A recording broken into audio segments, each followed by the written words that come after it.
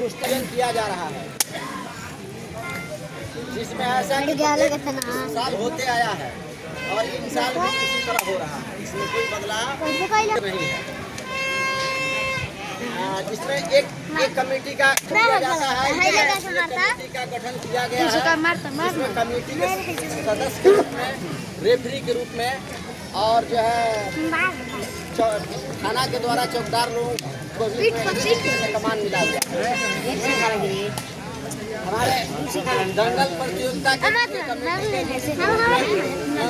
राजा जी हैं, सुरेंद्र पासवान, विजय पासवान, जवाहिर यादव, देवलाल सिंह, ललित कुमार, ददन पासवान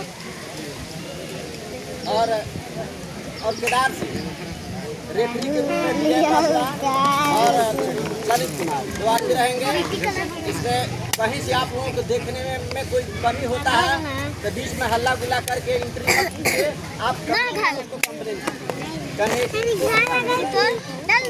कमेटी का मान होगा वही सर्वमान माना जाएगा।